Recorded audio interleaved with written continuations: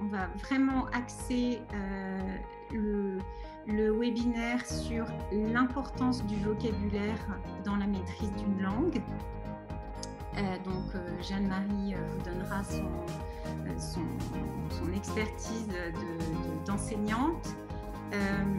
Elle vous montrera aussi comment est-ce que le vocabulaire est une matière transversale dans les écoles françaises. Ensuite, Jeanne-Marie vous proposera des idées de jeux et d'activités ludiques et efficaces pour aider les enfants, en particulier à enrichir leur vocabulaire. Et puis, en fin de webinaire, je viendrai vous présenter Savio qui peut évidemment venir vous soutenir dans cette démarche. Et je vous montrerai comment nous avons créé cet outil en pensant à l'acquisition du vocabulaire, et c'était vraiment un des points forts de Savio.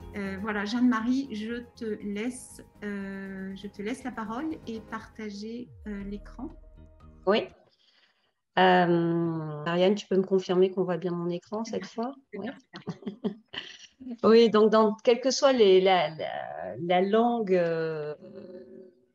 que l'on pratique ou à laquelle on est confronté, il faut saisir deux choses. Il existe ce qu'on appelle le lexique, qui est l'ensemble des mots de toute la langue, tout ce qui peut exister, et évidemment, chacun d'entre nous et chaque individu ne maîtrise pas l'entièreté de ce lexique. Et donc, on parle à ce moment-là de vocabulaire. Et le vocabulaire, c'est justement notre propre lexique. Et il faut distinguer aussi dans ce vocabulaire ce qu'on appelle le vocabulaire passif, qui est le vocabulaire qui est un vocabulaire de compréhension, donc au moment où j'écoute quelqu'un, au moment où, quand on me parle, et le vocabulaire actif quand je suis en production, c'est-à-dire quand j'écris ou quand je parle moi-même, alors que voilà, la compréhension, c'est quand je lis ou quand j'écoute. Ça, quelles que soient les langues. Quelle que soit aussi la langue, le vocabulaire est évidemment inhérent au phénomène de communication, puisque pour communiquer, il va y avoir un émetteur qui va parler à un récepteur, avec des mots un peu c'est pour employer des mots barbares, mais pour pouvoir émettre un message, il va bien falloir que je code et que j'utilise un vocabulaire, mais pour pouvoir le recevoir, il va bien falloir que je décode et que je connaisse aussi ce vocabulaire. Donc, le vocabulaire est primordial dans toutes les situations, on le voit bien, au quotidien. Là où l'orthographe sera essentiellement utile lorsque vous allez écrire, le vocabulaire, il va être utile tout le temps, pour un enfant comme pour vous. Au moment, quand vous écouterez, quand vous parlerez, quand vous imaginerez, quand vous-même, quand vous penserez, le vocabulaire, il est là tout le temps. Le fait de devoir d'enrichir ce vocabulaire et en quoi c'est vraiment un pilier de la langue, c'est que plus on aura un vocabulaire riche, plus vite on lira. On lira plus vite, pardon, c'est pas, on va pas acquérir plus vite la lecture, mais on va lire de plus en plus vite, notre fluence sera augmentée, on comprendra mieux. On disposera de quelque chose qui est, voilà, ce que Alain Bentolila, dont je vais vous parler, on disposera d'un trésor qui nous permettra de développer une créativité et un argumentaire et un oral extrêmement fluide et riche. Et c'est aussi une clé d'une pensée plus rigoureuse. Plus votre vocabulaire est riche, plus vous accédez à des structures complexes, plus vous êtes dans des structures complexes, plus votre pensée est rigoureuse parce que vous cherchez forcément le bon mot efficace. Donc, c'est un peu, voilà, le vocabulaire, c'est un peu le pilier du français, mais de toutes les langues. C'est effectivement, c'est ce que je vous disais à l'instant, c'est que le vocabulaire, c'est un cercle vertueux, c'est-à-dire que vous allez lire et donc rencontrer des nouveaux mots qui vous permettront de discuter, d'écouter, de comprendre ce que vous allez recevoir, qui vous permettront de produire, d'écrire, et On recommence. Et c'est en boucle, puisque vous faites ça à longueur de journée, et vos enfants aussi. Lorsque, au sein de ces lectures, de ces discussions, de ces écritures, vous allez être confronté à de nouveaux mots que vous allez mettre en parallèle, que vous allez essayer de décortiquer et, et vous allez le confronter à votre répertoire, au contexte dans lequel ils sont. Vous allez justement construire quelque chose de plus complexe puisque vous allez deviner et vous allez élargir votre répertoire. Et on recommence. Et ce cercle vertueux qu'on effectue, nous, adultes, tous les jours, c'est la même chose avec les enfants depuis tout petit. Le simple fait d'avoir un imagier avec un enfant de 18 mois, l'enfant se confronte à des nouveaux mots. Quand on lui montre un chat et qu'on lui dit le chat, c'est un nouveau mot et en fonction de l'image, donc du contexte et de ce que vous allez lui dire, il va confronter et il va commencer à acquérir un répertoire. Et c'est sans fin, mais c'est vraiment le cercle vertueux, pas vicieux pour le coup. Et c'est comme ça dès le début. Si bien qu'à l'éducation aujourd'hui en France, le vocabulaire, alors ça ne date pas, il a fallu très longtemps avant qu'on en arrive là, le vocabulaire est enfin considéré comme une matière transversale. C'est-à-dire que avant, on faisait la leçon de vocabulaire, donc on avait une heure de vocabulaire le lundi matin de 9 à 10 et on travaillait l'homonyme. Alors, on faisait une leçon sur l'homonyme ou sur le synonyme, c'était très technique. Depuis très peu de temps, on s'est rendu compte que finalement ce vocabulaire était tellement transversal, on le rencontrait partout et des nouveaux mots, les enfants y étaient confrontés tout le temps en histoire-géographie, en sciences, dans leur lecture, dans leur sortie culturelle, que les programmes d'éducation nationale ont été remodifiés. Et donc aujourd'hui, on travaille sur 3 temps, c'est-à-dire qu'on permet aux enfants de rencontrer des mots nouveaux dans toutes les matières. On utilise des moments, vraiment des leçons techniques pour structurer ces mots et les apprendre. Mais le but est de les faire réutiliser à l'oral ou à l'écrit. Et on retrouve ce que je vous expliquais au début, c'est-à-dire que dans le vocabulaire passif, on va permettre aux enfants aussi de le rendre actif. Donc ça ne date pas, ce n'est pas très vieux. Ça a été réajusté en 2018 et au cycle 2. Donc le cycle 2, c'est ce qui correspond en France au CP, CE1, CE2. Donc c'est des enfants de 6 à 8 ans. Et le cycle 3, c'est ce qui correspond au CM1, CM2 et début de collège aujourd'hui. Donc, c'est les 9-11 ans. Et vous voyez que dans les réajustements, on a vraiment... on travaille toujours le côté technique avec les synonymes, les contraires, les familles de mots. On comprend la formation des mots, mais on a aussi rajouté justement, consulter un dictionnaire, enrichir le lexique, le réutiliser, mobiliser des mots, mieux comprendre, mieux écrire. Et ça, c'est récent. Vous voyez, 2018, c'est pas très vieux. Hein. Donc, forte de tout ça, je vais, et c'est ce que j'ai essayé de faire aussi en créant les parcours Savio, je vais vous donner des clés, des jeux, des petites activités qui permettront d'enrichir, de travailler ce vocabulaire avec vos enfants, surtout si en plus ils ne baignent pas dans un français, en étant expatriés, ils ne sont pas tout le temps dans un bain de français. Donc, et je vais m'appuyer sur les travaux d'Alain Bentolila. Donc Alain Bentolila, c'est un linguiste, mais qui est aussi pédagogue et qui a beaucoup travaillé, qui est spécialisé dans l'acquisition du langage et l'apprentissage de la lecture. Et, et qui justement a avancé beaucoup a mis ses recherches au service des enseignants et a créé beaucoup d'outils pédagogiques et de petits livres, parmi lesquels il existe des livres qui donnent des jeux, des activités.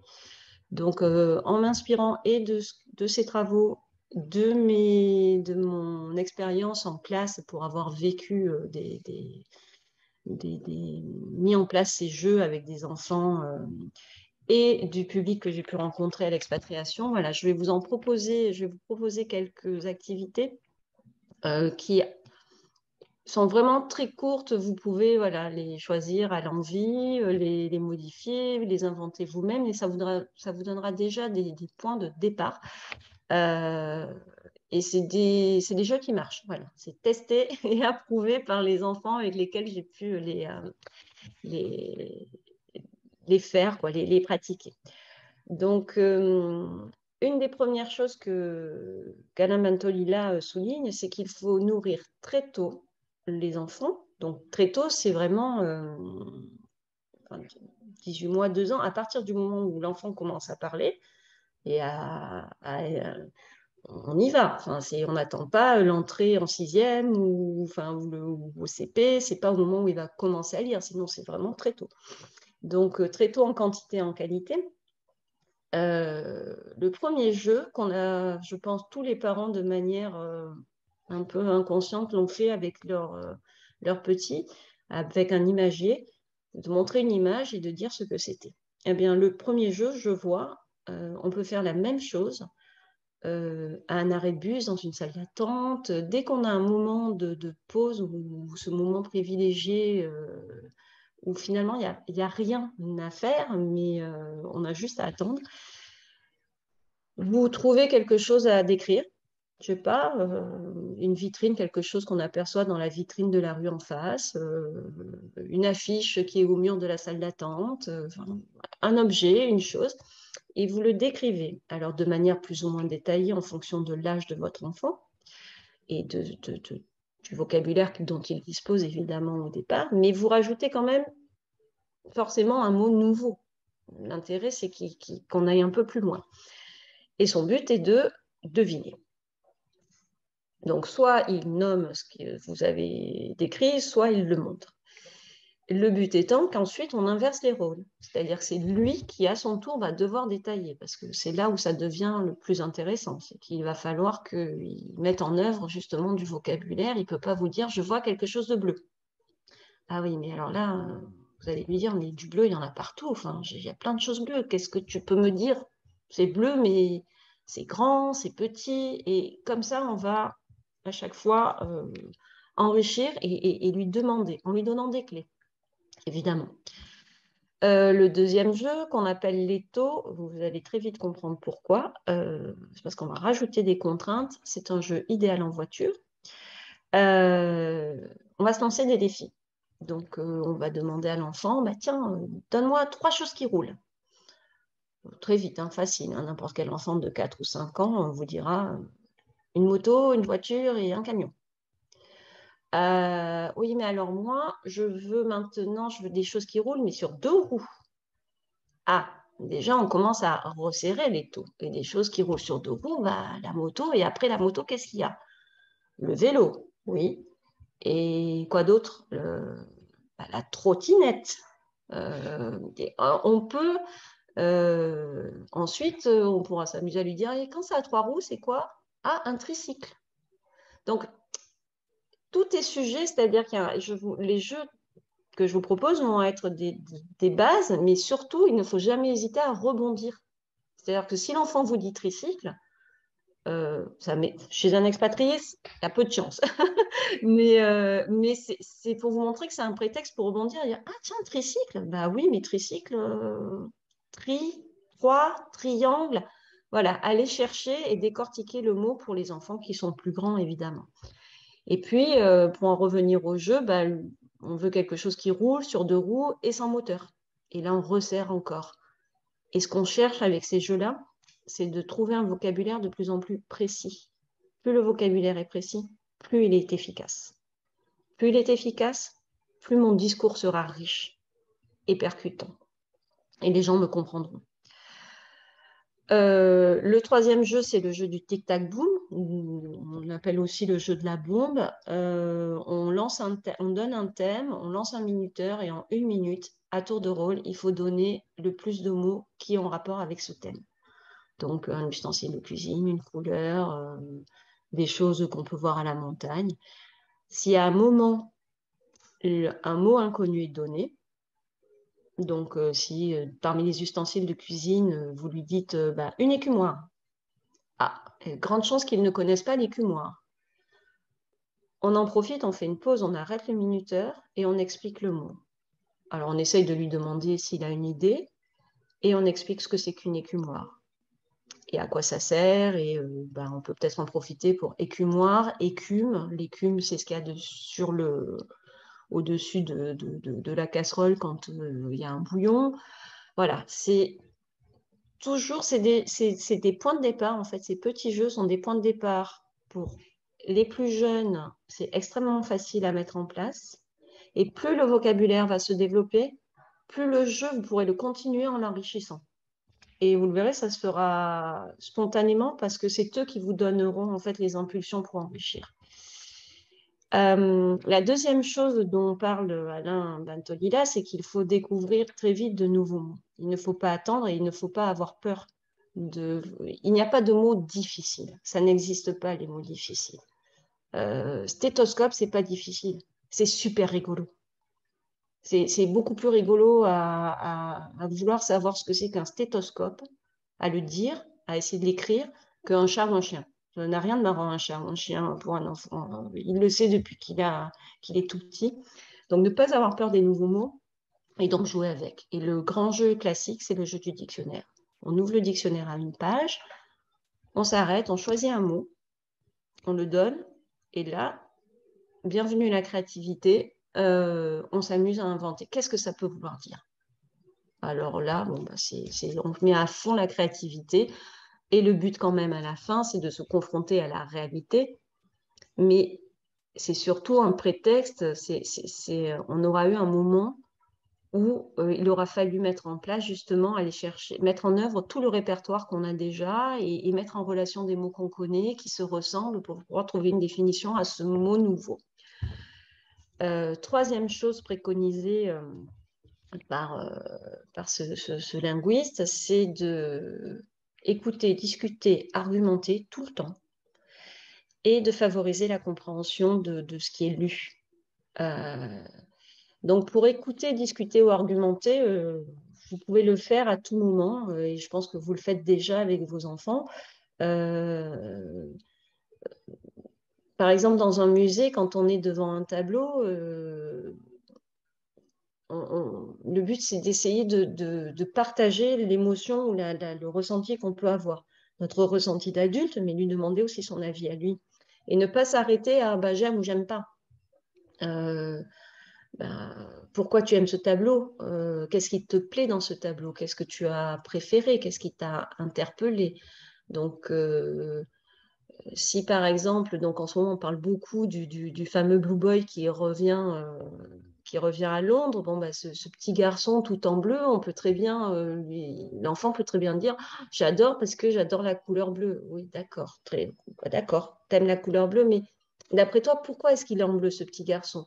Et puis sa façon d'être habillé, d'après toi, il était plutôt riche ou il faisait partie des enfants pauvres? Et ça, ce sont des questions ouvertes qui l'obligeront à aller fouiller parce que oui, j'aime bien parce qu'il est bleu, c'est très fermé, on ne peut pas aller plus loin. Et pour pouvoir faire ça, il faut que vous fassiez, vous aussi, la démarche. C'est-à-dire pourquoi vous l'aimez ou pourquoi vous n'aimez pas ce tableau, ou qu'est-ce qui vous déplaît, qu'est-ce qui vous interpelle. Il faut être modélisant pour son enfant et le plus enrichissant possible.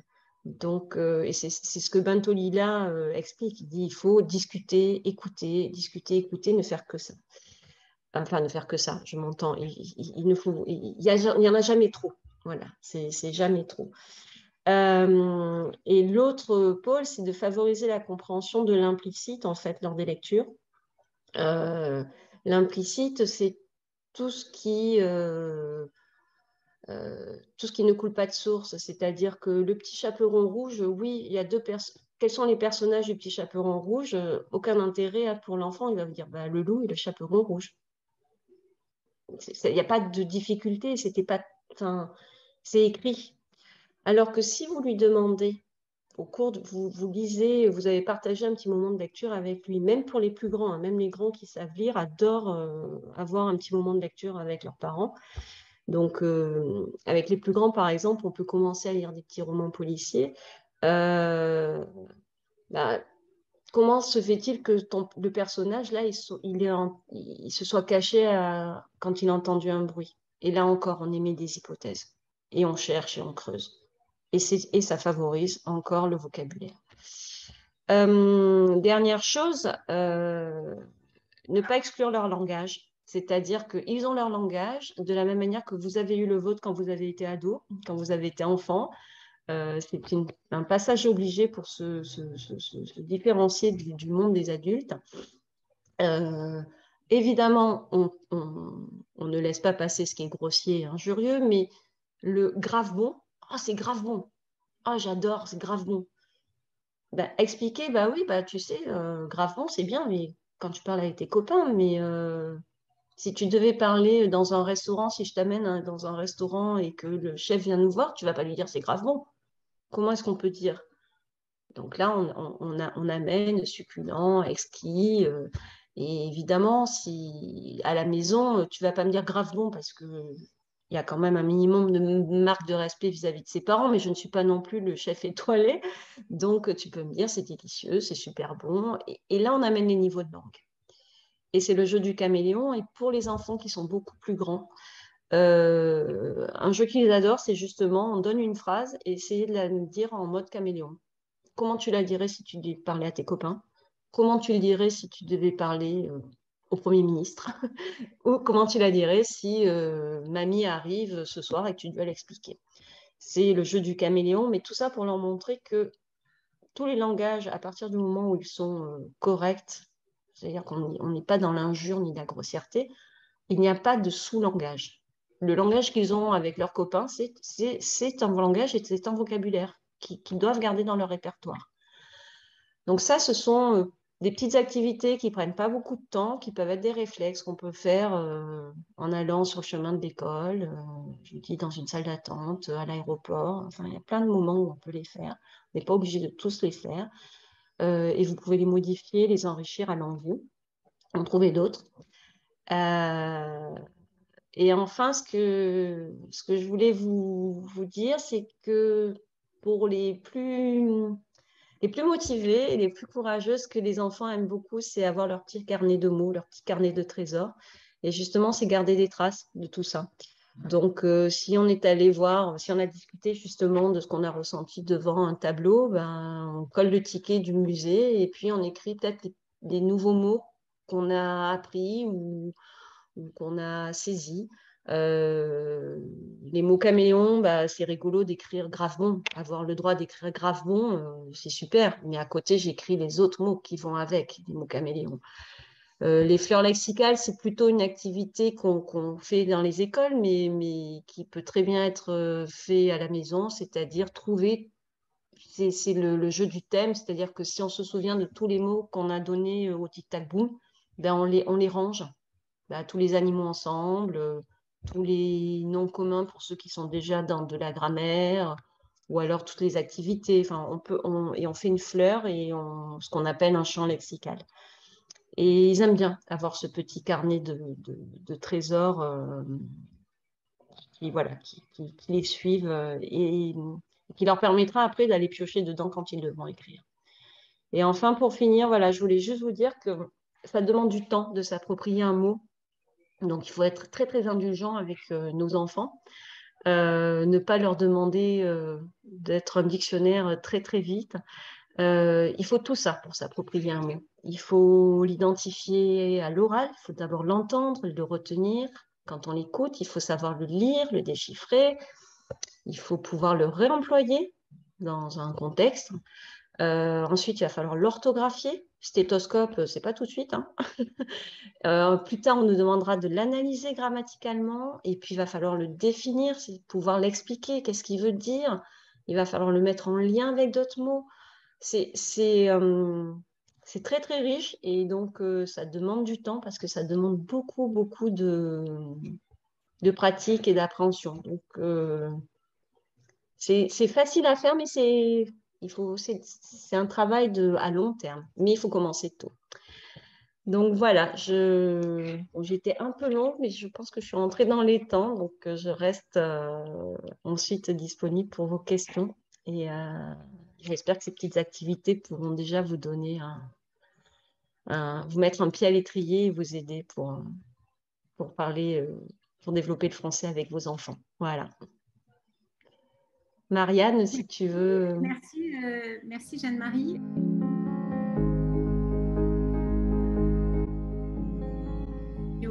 S'adresse donc aux enfants qui parlent français, qui savent un petit peu lire, de 7 à 12 ans, et qui ont besoin d'enrichir leur vocabulaire et de travailler les règles du français écrit, c'est-à-dire l'étude de la langue, c'est-à-dire l'orthographe, la conjugaison, le vocabulaire et la grammaire. Donc, je vais... voilà. Voilà à quoi ressemble pour les participants qui ne connaissent pas Savio. Voilà à quoi ressemble le cahier de devoirs en français sur Savio. La première chose qu'on a souhaité faire, c'était vraiment accueillir l'enfant de façon positive et ludique pour s'il y a un petit déficit de motivation pour apprendre le français, c'est vraiment pour leur tendre la main.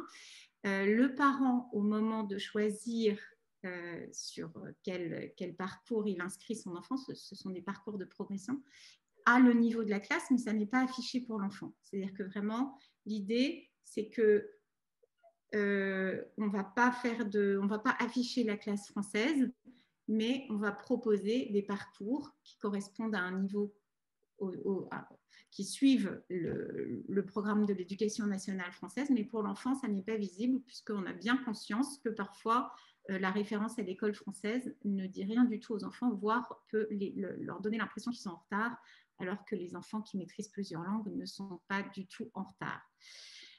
Pour revenir sur notre thème du vocabulaire, les parcours Savio sont...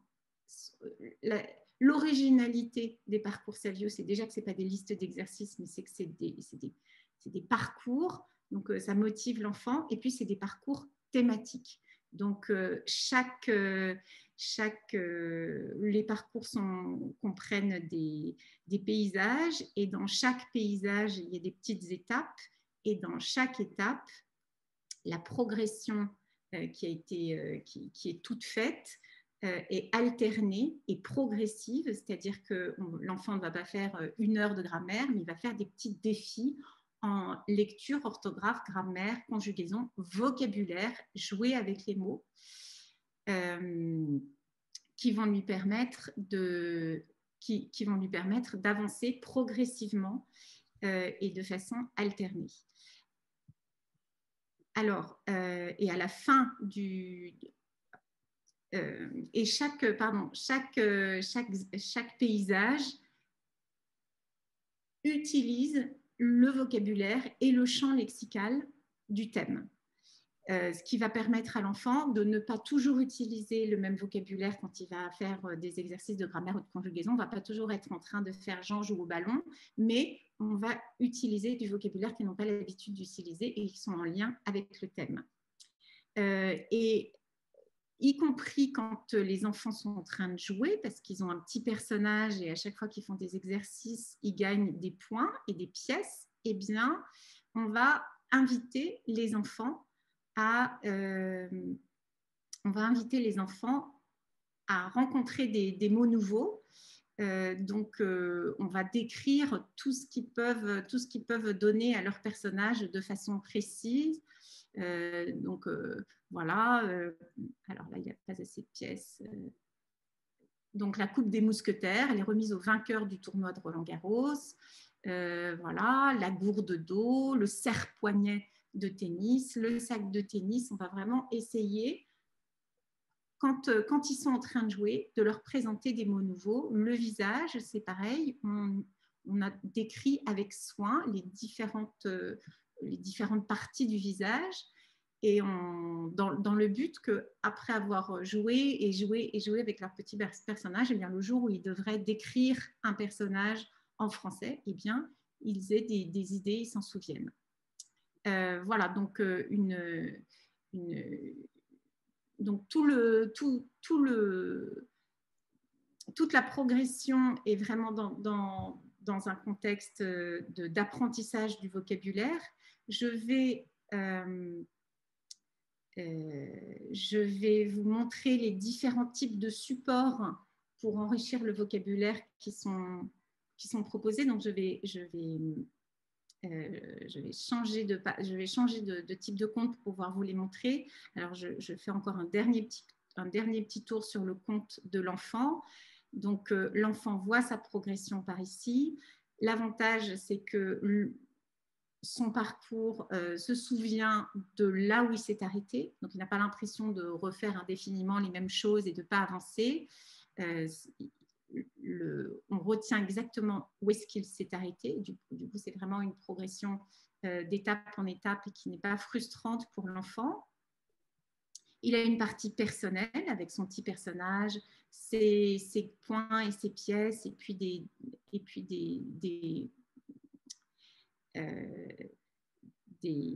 certificats que vous pouvez créer pour se souvenir de leur tenue. Voilà, et puis je termine par un endroit qu'ils aiment beaucoup, c'est les plus belles progressions de la semaine et les meilleurs joueurs, et qui motivent évidemment les enfants à faire des exercices pour progresser sans que ce soit de façon contrainte. Alors, puisque Savio est également une plateforme utilisée par les enseignants et notamment par les écoles Flamme aux États-Unis et en Angleterre qui s'appuient beaucoup sur Savio pour les enfants qui souhaitent améliorer leur langue maternelle, le français langue maternelle. Alors, je vais passer sur le compte enseignant pour pouvoir vous montrer plus facilement les différents parcours. Donc, nous avons le premier parcours qui correspond au niveau CE1, qui va proposer des champs lexicaux assez simples. C'est le monde qui les entoure. Donc, on va passer de la plage. Alors, à chaque fois, c'est la même structure.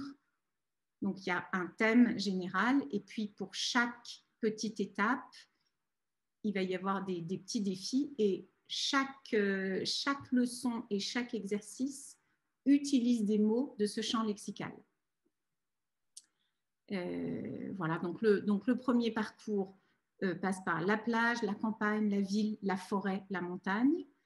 Ensuite, on a un deuxième parcours qui correspond au niveau CE2 et qui est plutôt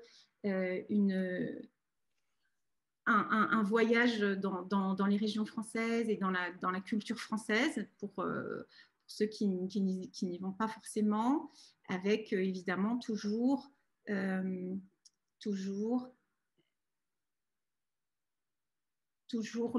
thème qui est suivi dans les supports de lecture, dans les exercices et dans les différentes leçons. Voilà, donc on était sur Paris, l'Auvergne, l'Alsace, la Provence, la Normandie. Et puis le dernier qui est un petit peu plus pour le niveau CM1, CM2, c'est le monde c'est plutôt sur l'environnement avec des thèmes très, très précis, avec du vocabulaire évidemment à chaque fois qu'on utilise, et les mots difficiles qui sont expliqués.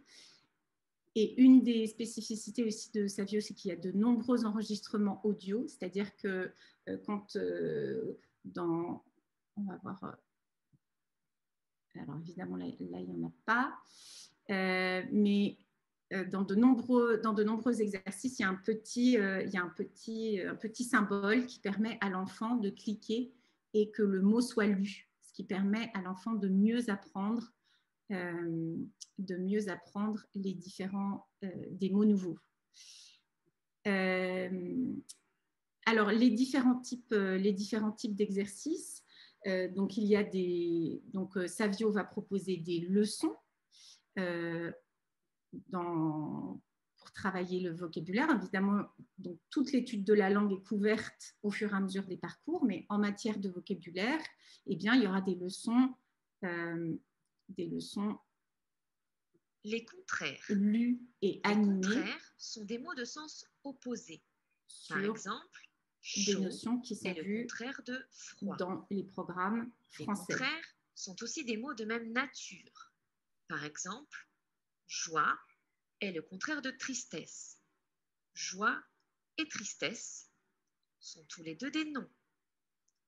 Ouvert est le contraire de fermé. Ouvert. Alors, je vais couper le son et je vous montre cet exemple aussi pour vous dire que Savio utilise les mots qui sont utilisés dans les écoles françaises. C'est-à-dire que ça n'est pas une approche FLE, c'est une approche flamme. C'est-à-dire que ça n'est pas une approche française langue étrangère où on va juste utiliser les mots joie et tristesse sans expliquer la nature des mots, parce que ça ne fait pas partie de l'apprentissage du français langue étrangère, mais en français langue maternelle, Savio va fournir tout le vocabulaire dont ils vont avoir besoin si jamais ils rentrent en France pour être capables de faire des exercices en français et pour pouvoir connaître tout ce vocabulaire, les verbes, les infinitifs, les contraires, les adjectifs. Tout ça, ça fait aussi partie du vocabulaire. C'est un vocabulaire un petit peu spécifique, mais qu'ils auront appris au fur et à mesure des petites leçons. Donc, je vais revenir. Donc, on a des leçons, on a des fiches vocabulaire, par exemple, aussi. Donc, je voulais vous montrer, par exemple, le musée que je prends ici, qui est sur le parcours 2. Je vois. Alors, c'est lu aussi. Je m'enrichis. Et on va avoir du vocabulaire thématique, des fiches sur un thème. Et après, des petits exercices pour utiliser ce vocabulaire. Voilà, je vais revenir. On a aussi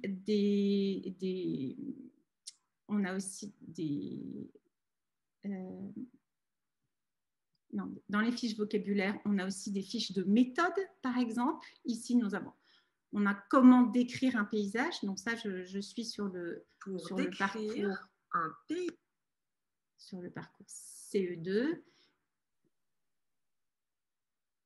Voilà, donc on va apporter non seulement du vocabulaire au fur et à mesure des parcours, non seulement du vocabulaire pédagogique qui est utilisé dans les classes françaises, mais aussi des points de méthode pour leur apprendre à utiliser tout le vocabulaire qu'ils connaissent. Voilà, donc il y aura différents types d'exercices que je ne vais pas tous vous montrer, mais donc je profite de ce moteur de recherche des enseignants pour vous montrer. Il y a différents types d'exercices. Donc il y a évidemment des dictées, des nuages, des paires, des textes à compléter en écrivant qui permettent dans les différents exercices en matière de vocabulaire. Donc on va travailler les dictées, on va travailler les synonymes, les contraires. Il va y avoir des exercices pour jouer avec les mots, pour découvrir de nouveaux mots. Voilà, donc c'est vraiment un outil qui peut vous venir aisément vous soutenir dans le maintien d'un français de très bon niveau pour vos enfants et de façon ludique.